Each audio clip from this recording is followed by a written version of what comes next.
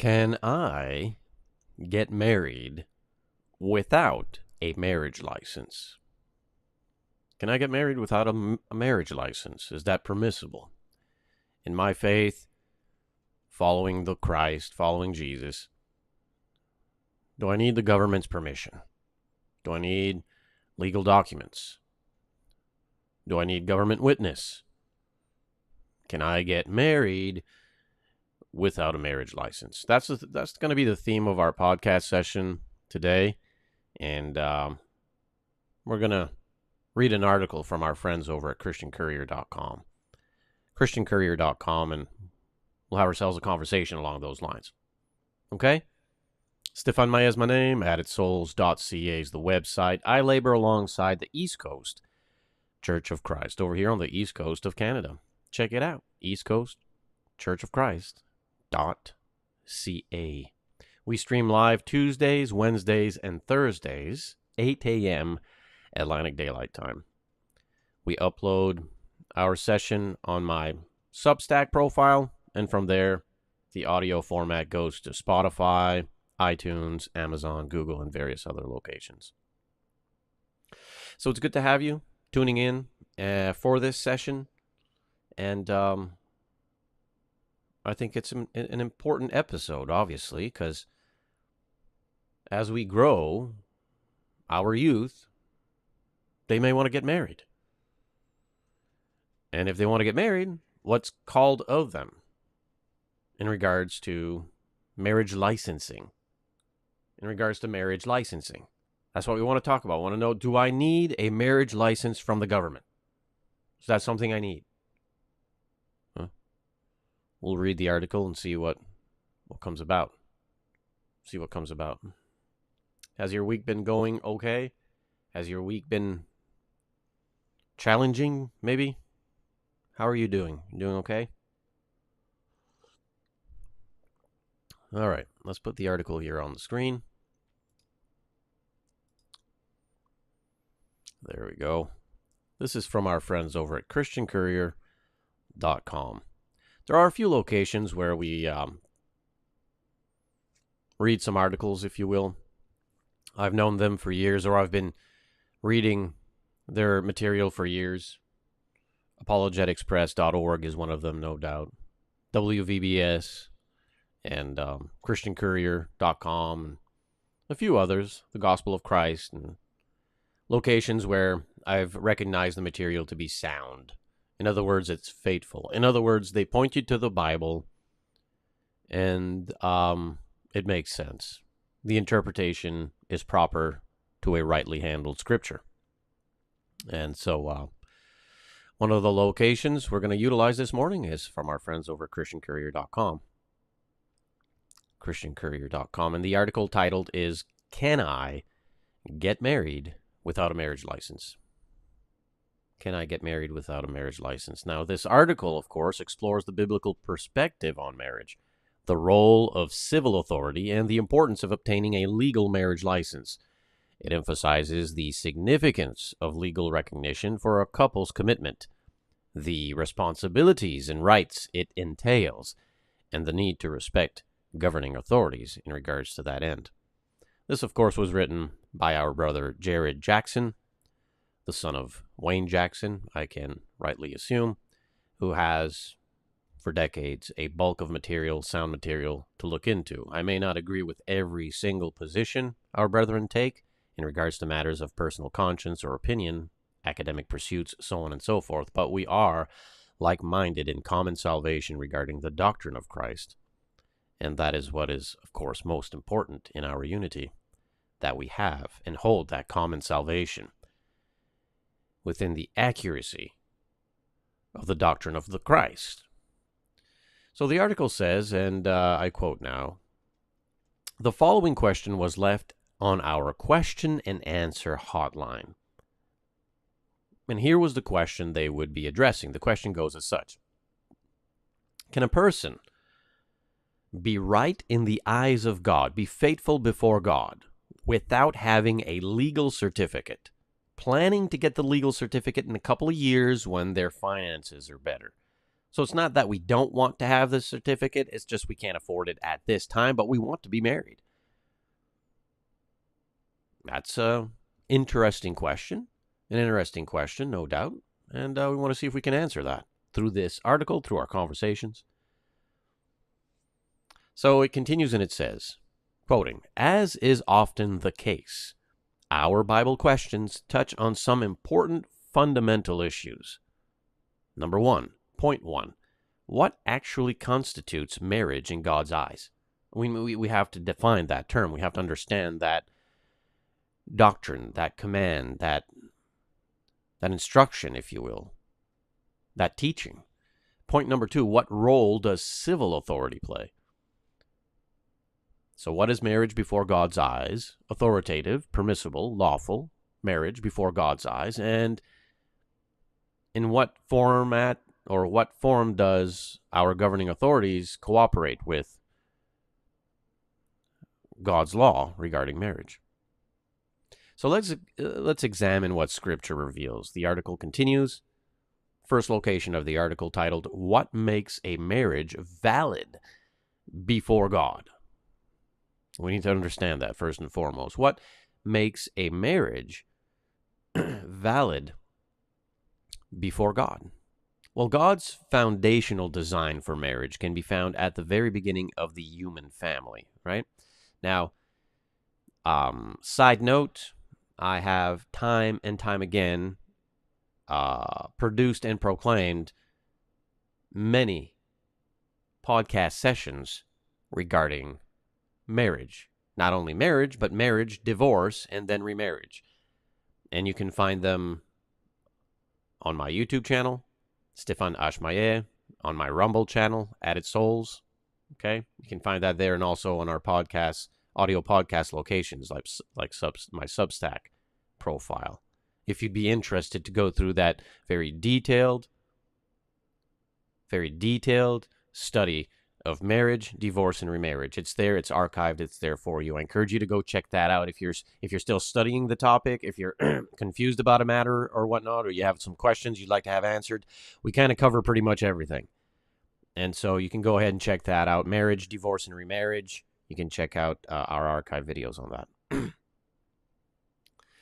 Okay, so God's foundational design for marriage can be found at the very beginning of the human family. At the very beginning of the human family. Quoting now from Genesis 2:24, which says, "For this reason, a man shall leave his father and his mother, and be joined to his wife, and they shall become one flesh." They shall become one flesh. Jesus affirmed this same principle, of course, in Matthew 19, right? Verse 4 through 6. This same principle. He says, quote, "Have you not read?" You know, the religious leaders must have really appreciated that from Jesus, right? "Don't you read the Bible?" Of course we read the Bible. We're scholars. We're religious leaders. How dare you, challenge us in our scriptural scholarly knowledge. The Pharisaical type, that's what they do. They get all pompous and egotistical and puffed up with pride and control and all that foolishness, that lawlessness, that behavioral delinquency. And so here's this lowly man, Jesus of Nazareth, the son of a carpenter, looking at them and saying, "Haven't you read the Bible? Don't you know what the Bible says?" Yeah, they must have really liked that. It's the same today. Pharisees, they really appreciate that today when you say, "Don't you know the Bible? Have you not read that he who created them from the beginning?" Well, who created them, of course? Well, we know who created them. He who created them from the beginning. Who's them? Well, male and female, Adam and Eve. Made them male and female. See, there's no confusion there. There's no confusion. You want to know the factory settings, you go to the engineer who created the mechanism, right? Reset to factory coordinates. Like God created us in his image. I think he knows. He in person, male, I think he knows male and female very well. There's only two sexes, of course. Anyone trying to convince us otherwise is off there in the ocean of lunacy. that you and I at one time were snared deeply in, right? So have you not read? Haven't you read the Bible? What's the matter with you? God created humanity, humans, from the very beginning, male and female, two sexes, that's it, and said, in accordance to this creation, this law, for this reason, for the reason that he has created them male and female, a man shall leave his father and mother, right? Once he grows into his independence, shall leave his mother and father and be joined. He's going to be joined to his wife. And the two will no longer be two. They will be one. The two will no longer be two. They'll be one. And how can you separate something that's been woven, knitted together as one? You can't without ripping, without a lot of pain. You don't want to do that. For this reason, he says, a man shall leave his father and mother and be joined to his wife, and the two shall become one flesh. So they are no longer two. Stop thinking in terms of two. That's the problem with the world today. They've made a mess of marriage. It's not marriage's fault, it's humans' fault. Just like the church that belongs to Christ is perfect. It's the people therein who are the church, and we cause the problems, don't we?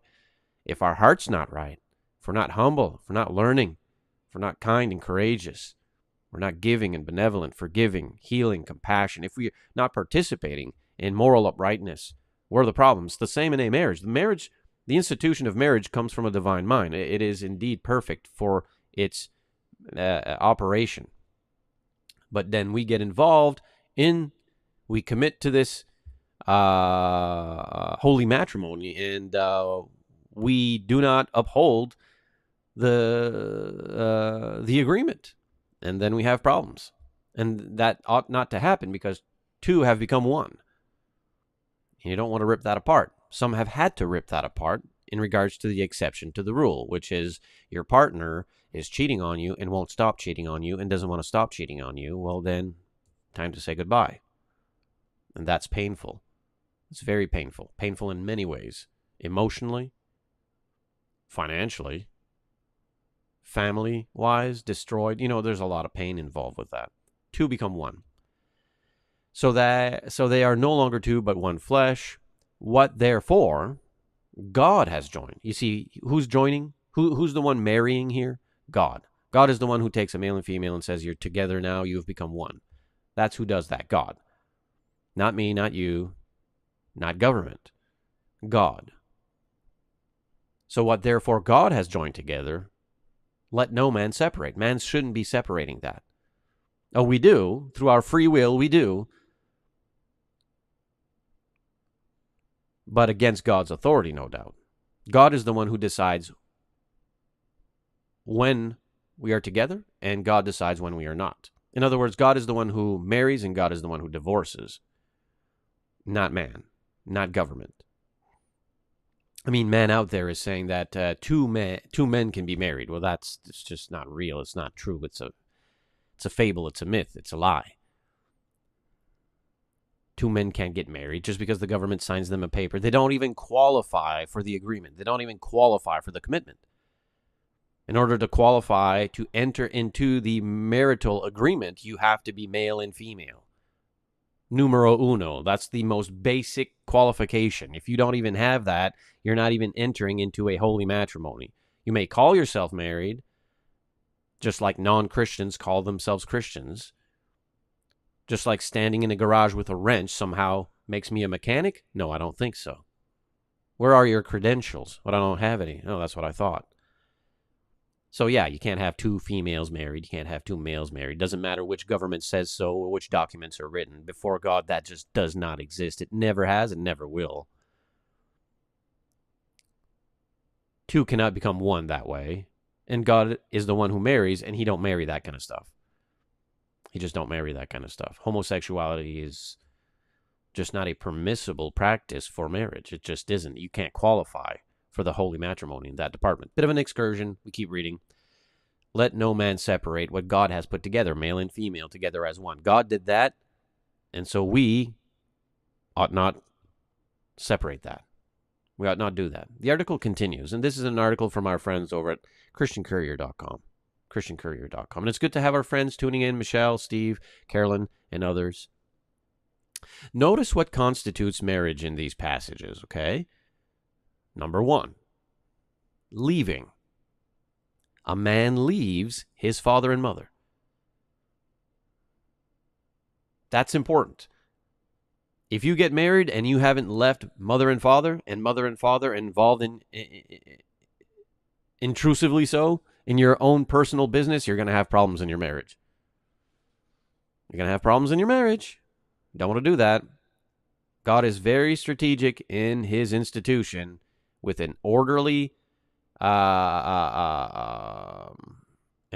conduct that has us successful within this holy matrimony. Number 1, leaving. A man leaves his father and mother, establishing a new family unit independent from his parents. It just is. Now we are, of course, together as a family, no doubt. And it is my studied opinion that we as families ought to stay together, and children to care for their parents, and our kids to care for us, and so on and so forth, to which the scriptures teach it to the severity of salvation, by the way. But not in the intrusive meddling of our own personal independence. No, you're not getting between us.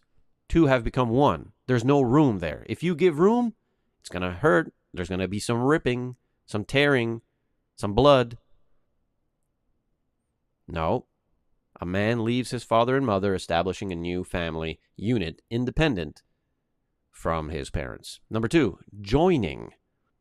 The couple enters into a covenant commitment with each other. There's a joining there. There's a coming together, male and female, husband and wife. Number 3, one flesh. They consummate their union. That's the two becoming one. Becoming one flesh physically and spiritually, because they complement each other. Male and female complement each other. You've already put the plug in the socket, right? You know how that works? All right, you figured it out then. That's how that works. One flesh. They consummate their union, becoming one flesh physically and spiritually. So you can see the 3 points here of candidacy and necessity for this institution. Leaving, joining, one flesh. The article continues and says, nowhere in these foundational texts do we find any requirement for government licensing or certification. You just won't find it there. You can't read that. In the origins of our kind, humankind, created in the image of God, you will not find, hey, and you better find yourself a government license. You won't find that there.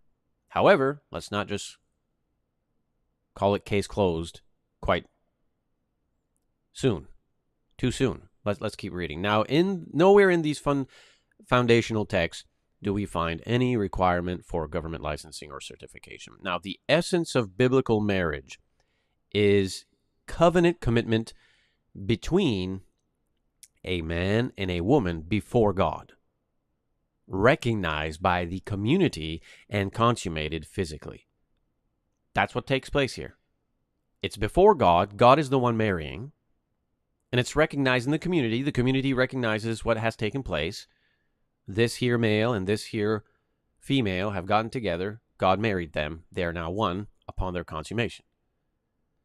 Physically. And it's more than that, obviously. It goes deeper than that. But that's the surface, very clear, revealing. But it goes above and beyond, no doubt, just the physical intimacy. In biblical times, the article continues, marriage was a public covenant witnessed by family and community. There were betrothal agreements, okay, public ceremonies, and community recognition. These are things that were happening. But there was no government-issued marriage license as we know it today, in accordance to our current culture in the Western Hemisphere. That's a relatively modern invention of civil law. What you and I are so commonly accustomed to. Dun, dun, dun, dun, dun, dun, dun, dun, right? But wait, there's more. the article pursues its path. There's more. This is an article from our friends over at ChristianCourier.com if you're interested to read it on your own dime and time. The next location of the article is titled, The Role of Civil Authority. Civil authority. Our government recently, last week, our administration in our country last week said we are no longer a Christian nation. We are no longer a nation who upholds the traditions of Christian values and principles. We no longer belong to that. We no longer subscribe to that. We are no longer associated with that. And they even further said, and no one in Canada even misses those things. You know, the patriarch system, capitalism, as far as sociopolitical organism, and we just don't care about those things anymore. We are more concerned with socialism and communism, and we are no longer a Christian nation. We are now, and he called it a civic nation. Civil, civic. Interesting, right? So the role of civil authorities, the article continues, we cannot stop our biblical investigation there. We must also consider what Scripture teaches about our relationship to governing authorities.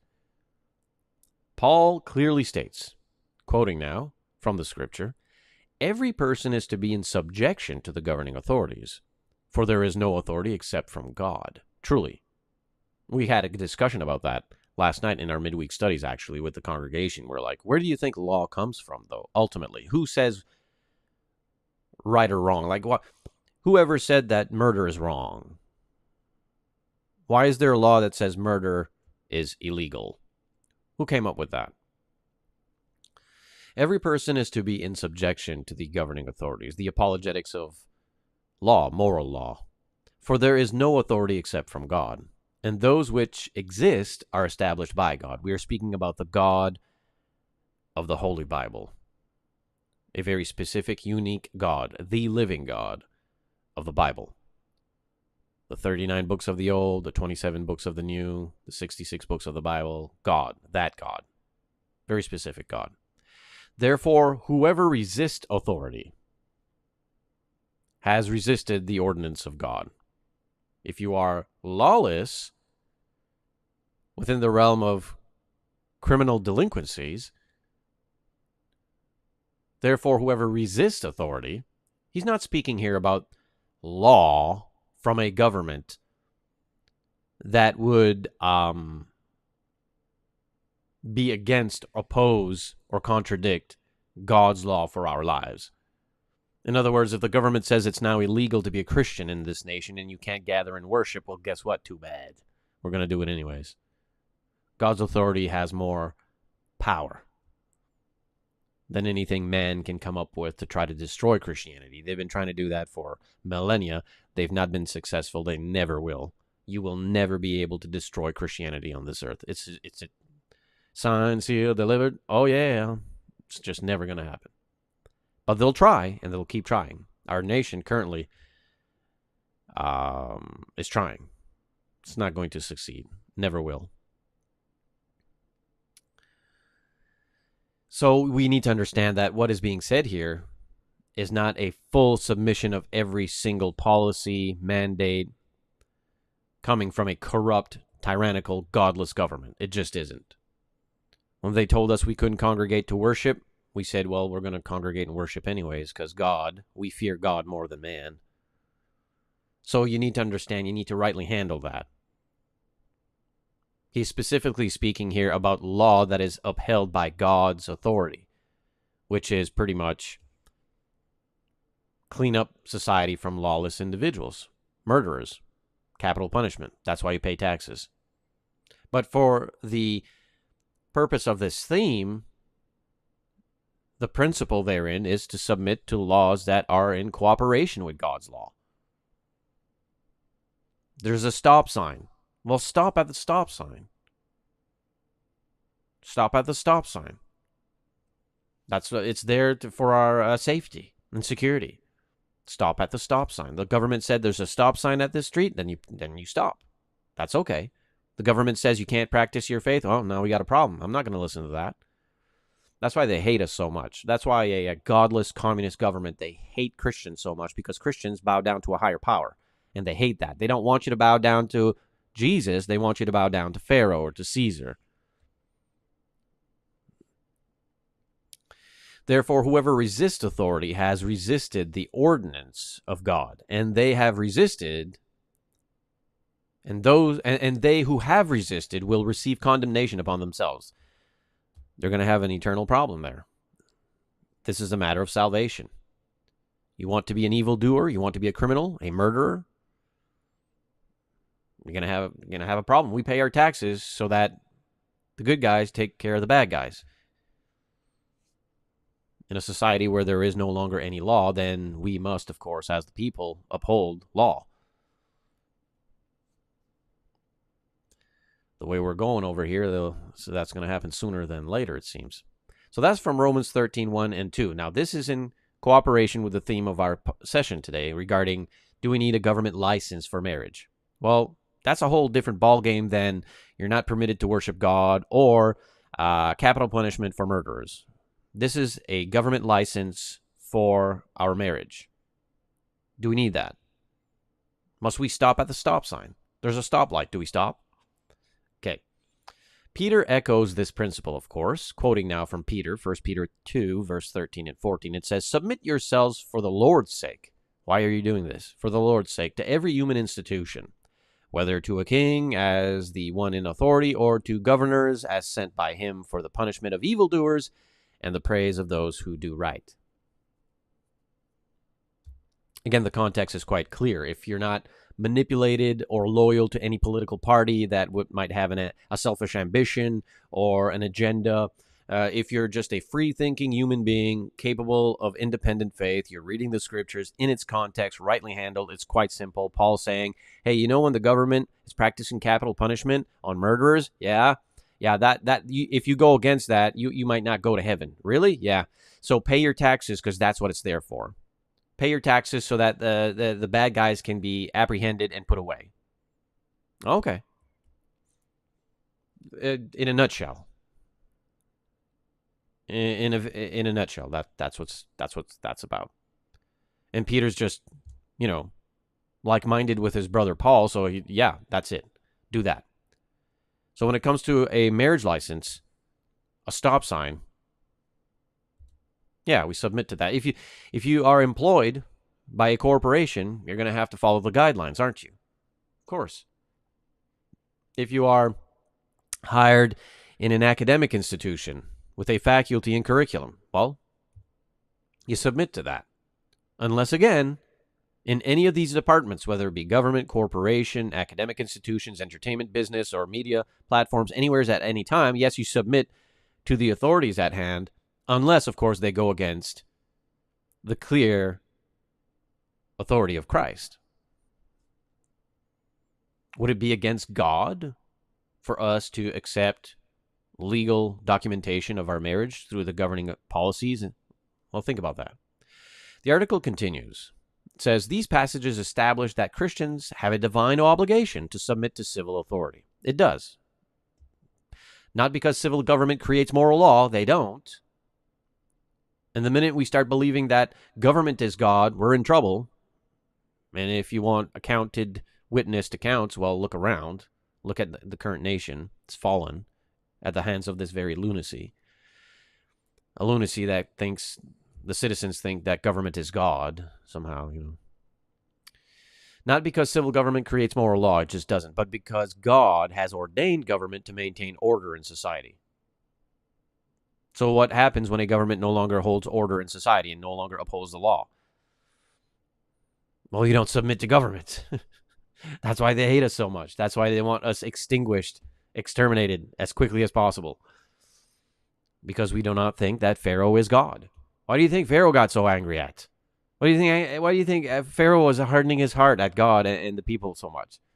Because they were saying, you're not God. And he's like, how dare you? I am God.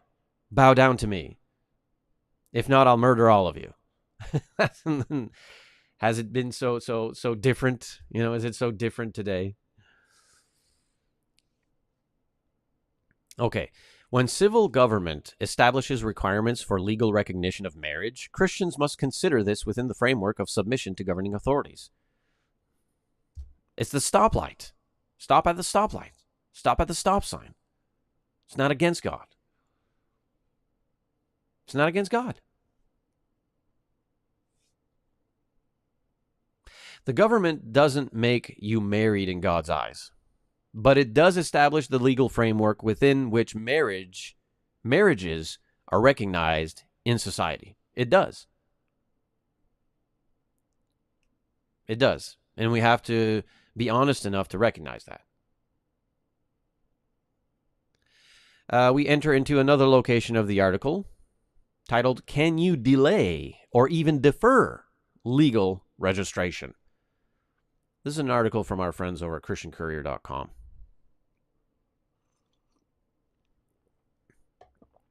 Can you delay or even defer legal registration?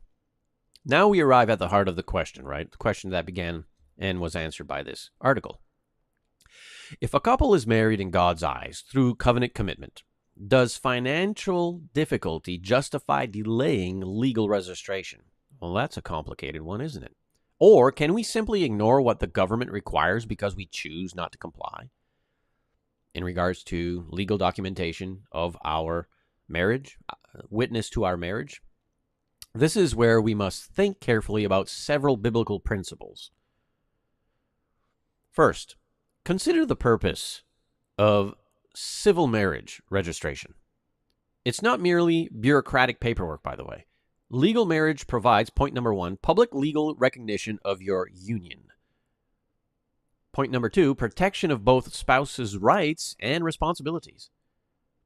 Point number three, clarity about family structure for children. Point number next, legal benefits that affect healthcare, inheritance, taxes, and other practical matters. And point number last, testimony to the community about the nature of your relationship.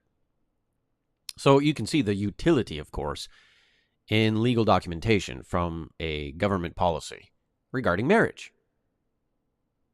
Yes, of course, the government doesn't have any moral compass to it. They don't, in other words, they don't care.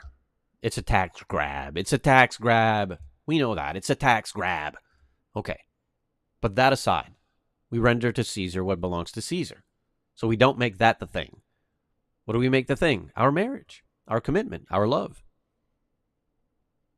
And if civil authorities say we need legal documentation for these bullet points, well then, something we can consider. Second, consider what delaying or deferring legal marriages communicates. What is it saying? If you're living together as husband and wife without legal recognition, you appear to the world as cohabitants rather than married. It just is. It just is. This creates confusion about your commitment and potentially scandalizes the gospel. It brings reproach because the idea of the community, of course, is upon you. And listen, this can be a strange concept for many believers that haven't studied this yet. But God does bind us to a certain portion, to a certain department of cultural norms. He does. He does. He expects us to uphold cultural norms when they are not in opposition to his principles, his values. And marriage is one of them in regards to legal documentation from the government. In other words, it looks bad on you if you don't have it because the community is just going to think you're fornicating, living together, which, of course, in our current society is accepted and normal, more so than getting married. Getting married is the weird people, right? Oh, they're getting married. That's weird. That don't happen. But in a normal society, which we used to once live in, it was very normal. You got married. And if you didn't have civil authority with their documentation legalized and signed and witnessed, then it portrayed itself in a certain way in the community that was not upright. It was not upright. And we don't want to do that. We understand this because God, again, binds us to cultural seasons in certain departments, not in all, obviously. The community may go out of season against the Christ, while we must remain with the Christ. For instance, we kind of touched on this yesterday in our session, language, foul language, filthy language. Well, you're not going to find a Bible verse that says the F word is a bad word. You're not going to find that.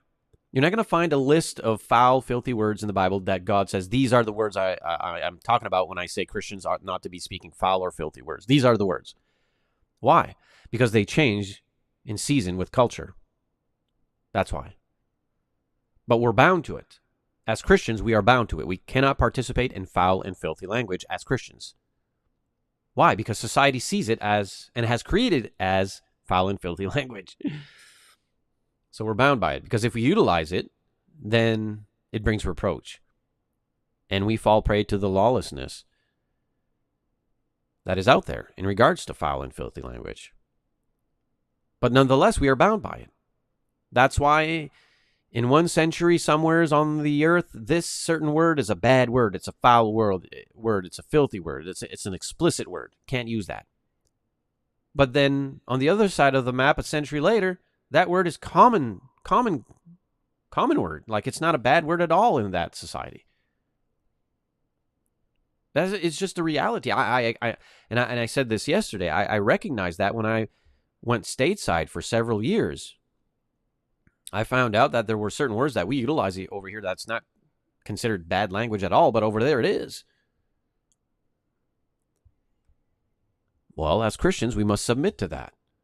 If you walk into a society where the word cucumber is somehow a foul language now, or a filthy word, cucumber is a filthy word, it's a bad word, then as a Christian, I'm not going to use the word cucumber. Well, that's kind of humorous to me. Yeah, cucumber head, yeah. It's a funny word to me. Mall, cocom. But maybe somewheres that's a bad word, so you don't use that word.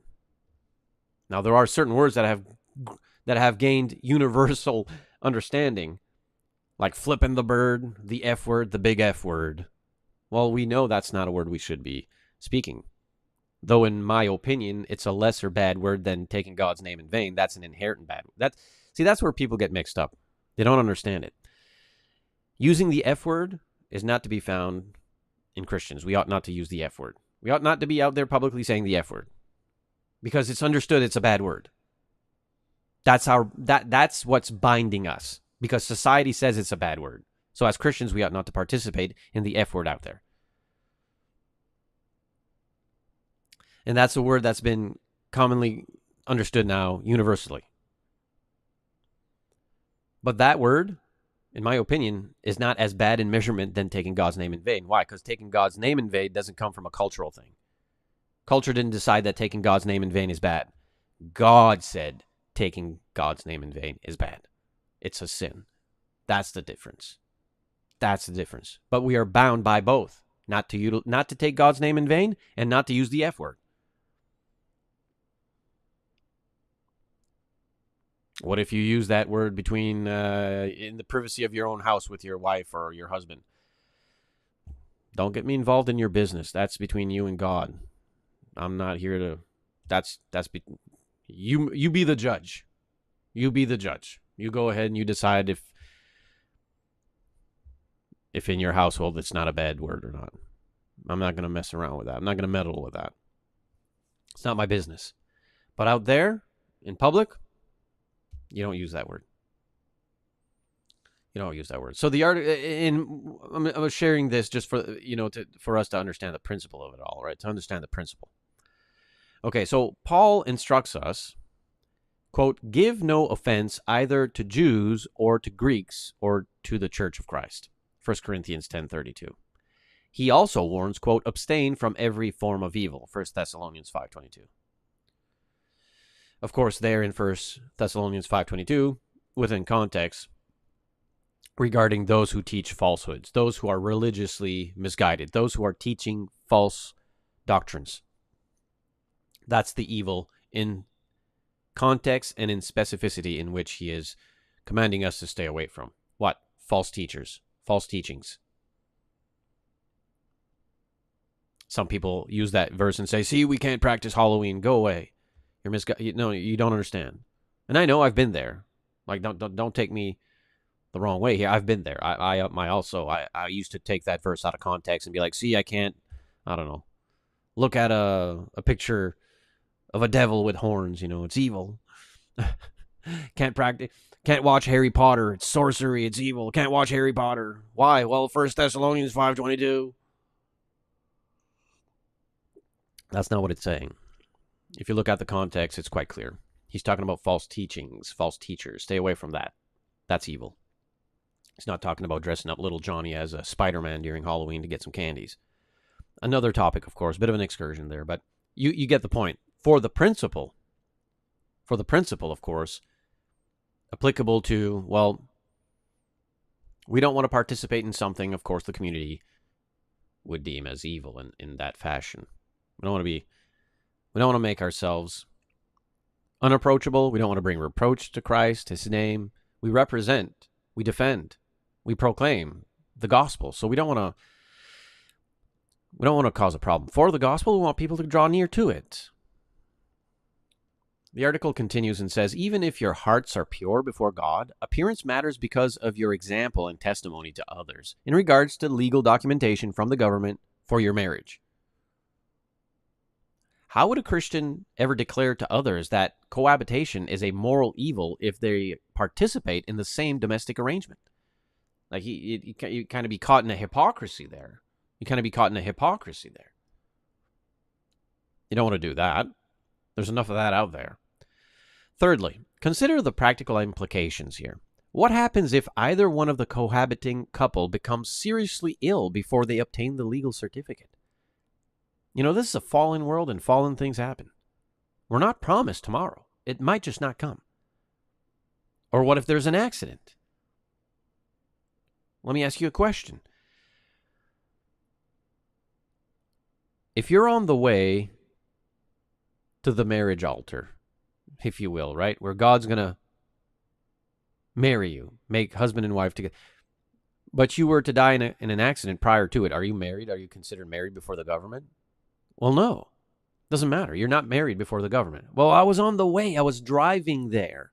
To marry my wife, and she died in a car accident. We're married. No, you're not. You're actually not. That doesn't mean you don't love her. You don't miss her. You're not going to find grief and sorrow. The emotional impact is still there. The consequences are still there, no doubt. But no, you're not legally married before God or the government. She died on the way to getting married. Well, I believe in Jesus. Yeah, but did you make it inside his kingdom? Did you submit yourself to the keys, the conditions of entrance? You're outside the border. You want to be inside the border of the kingdom of the Christ.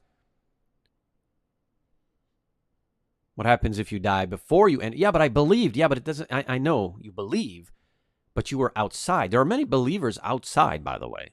And don't let anyone tell you otherwise. The Pharisees believed in God.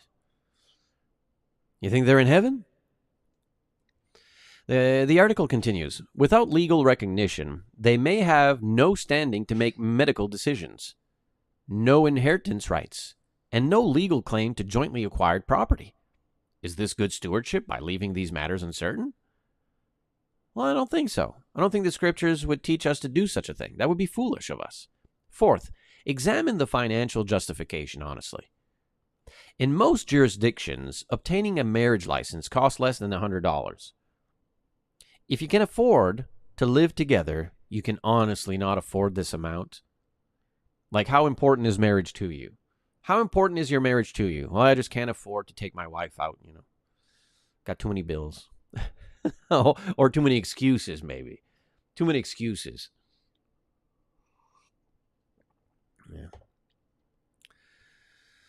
If not, then you really have no business getting married. If you can't afford a $100 document ticket. I mean, that's something you should have pre-planned, by the way. You should be prepared for that if you're getting married. If the issue, I mean, who doesn't count the cost of building the house? You got to count the cost of building the house.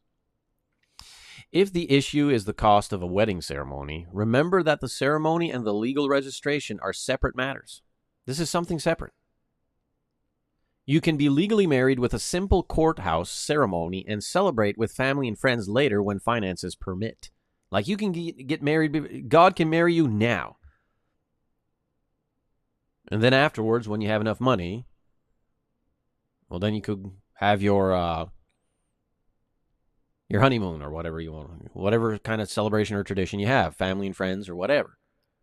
But right now, pay that $100, be legally witnessed and accounted, and let God marry you.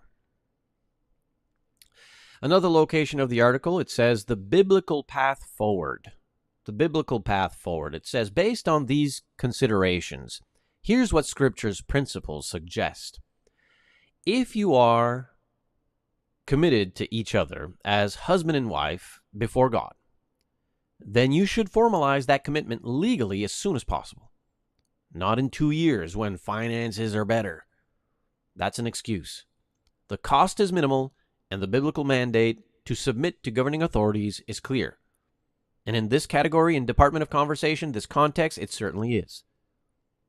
If you cannot afford even the minimal cost of marriage license, then you should honestly evaluate whether you're in a financial position to establish a household together at all.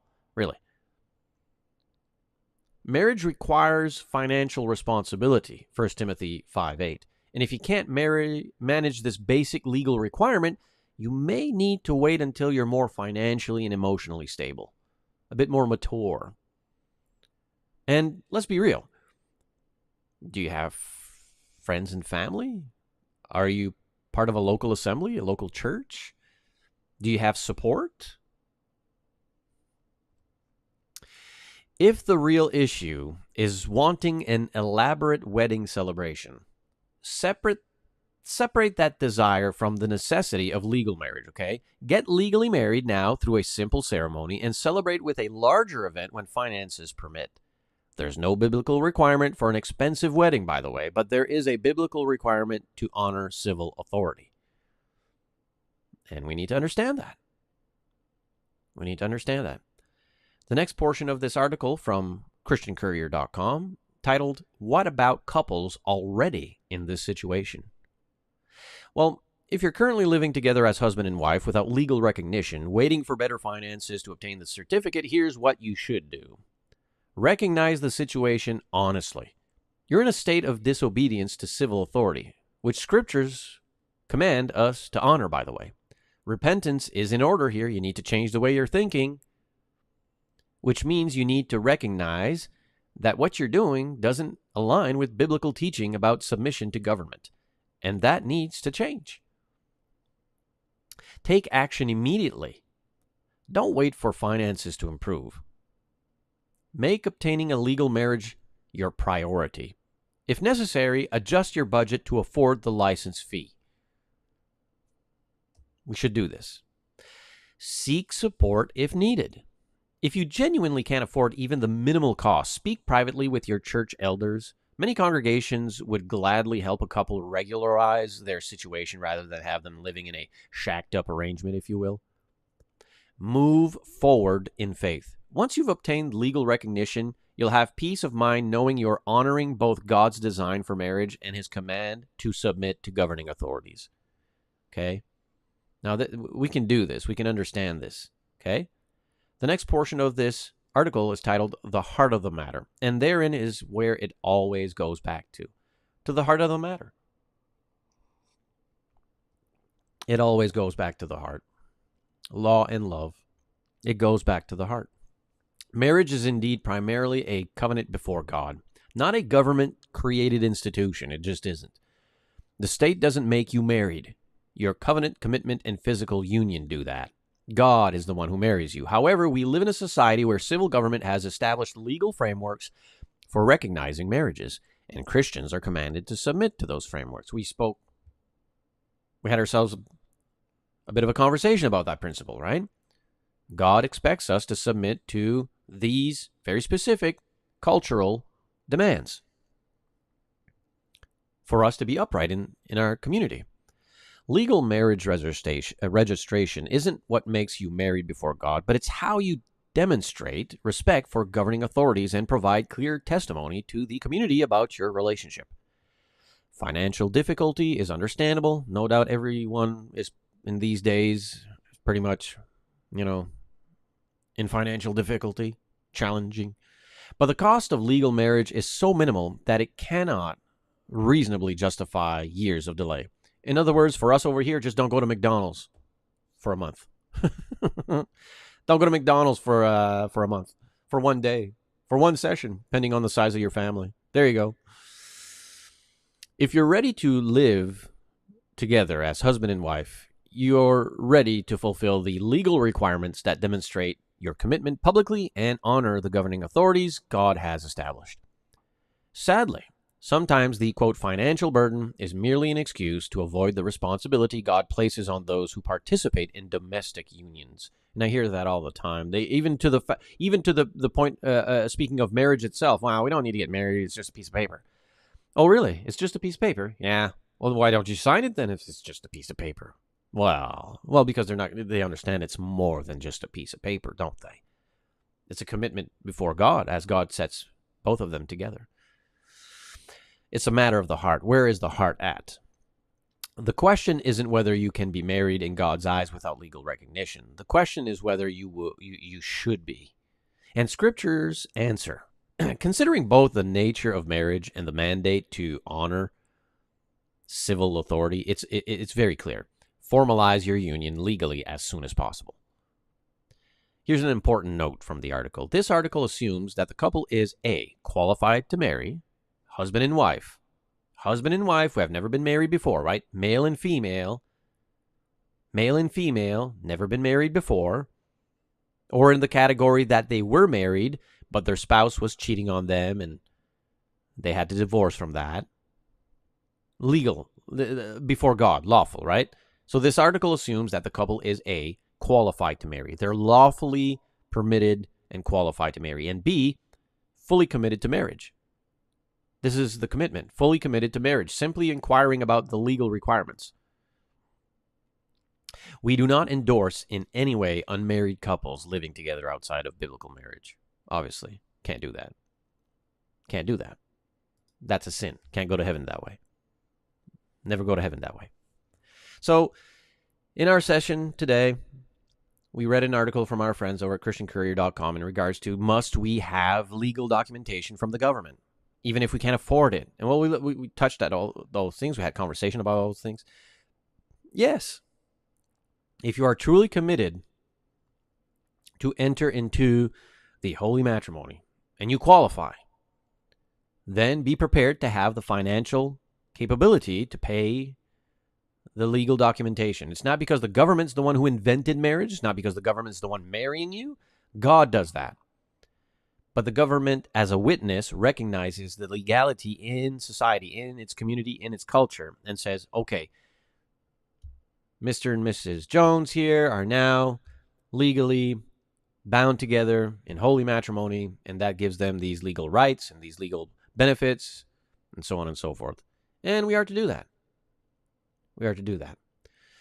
Carolyn with us, Nancy with us. Nancy says, in the state of Indiana, marriage license costs $25 for in-state residents, $65 for out-of-state. Very much a matter of the heart, not monetary. Absolutely, Nancy. That's usually what it is. I don't know what it is over here in Canada. I forget it now, but I'm sure it's like several $100s or something. But it's still something you pre-plan for. Like my wife and I, we were like ready, okay, we have to set money apart here and aside for this moment. We're going to have to pay this. We're going to have to pay that.